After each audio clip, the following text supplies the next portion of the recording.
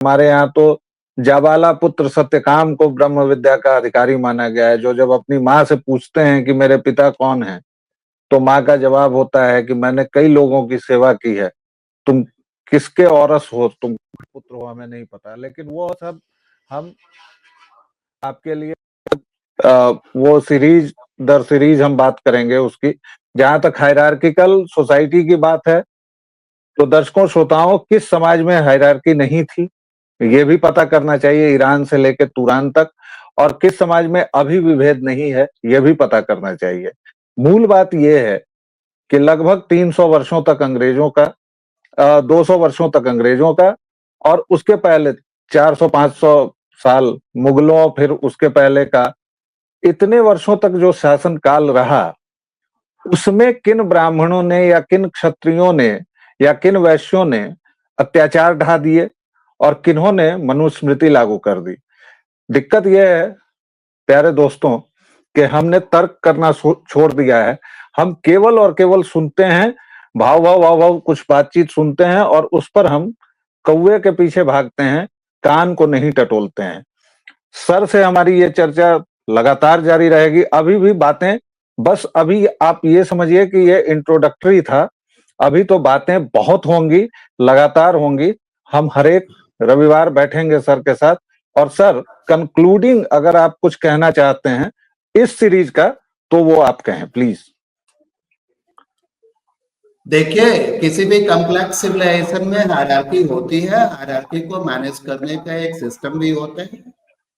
जी लेकिन उसके साथ मुख्य बात यह है कि भारत इतना विशाल देश है, ये सिविलाइजेशन है, इसको आप किसी एक किताब के आधार पे गवर्न नहीं कर सकते। यहाँ के सिविलाइजेशन में वो एक बेसिक ट्रेड ही नहीं है कि एक चीज के आधार पे एक कल्ट, एक बुक, ये यहाँ का है ही नहीं। दूसरी चीज ये है कि ये वर्ण जाति सिस्टम हमेशा से एक ओपन सिस्टम रहा है। क्षत्रियजेशन, क्षत्रिय वर्ण पर्टिकुलरली सबसे ज्यादा ओपन रहा है।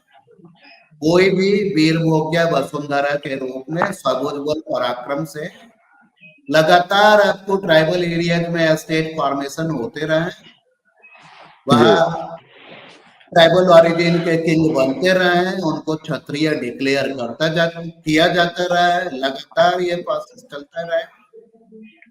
तो हायरार्की थी, असमानता थी, इसमें कोई दो राय नहीं है। लेकिन मुख्य बात यह है कि क्या वही अंतिम सत्य था? क्या आपने जिस स्थिति में जन्म लिया है वही आपकी डेस्टिनी है? ऐसा भी नहीं। जिनके भुजाओं में पराक्रम था वो राज्य स्थापित कर सकते थे, व्यापार करने के लिए चीन जा सकते थे, दक्षिण पूर्व एशिया जा सकते थे, सोकोट्रा जा सकते थे पश्चिम में। तीसरी चीज, कम से कम गुप्त काल तक तो मुझे कोई पर्टिकुलर फैसिनेशन गुप्त काल के अंदर ये नहीं दिखता है कि किसी के भी लाइफ में अपने वर्ण जाति के कारण कोई बहुत बड़ा फंडामेंटल अंतर आया हो। गुप्त शासक ही इसके सबसे बड़े एग्जाम्पल है। जी उन्होंने अभी उनको इस बात की आवश्यकता नहीं अनुभव हुई कि हम फलाने गोत्र के क्षत्रिय हैं या ब्राह्मण हैं।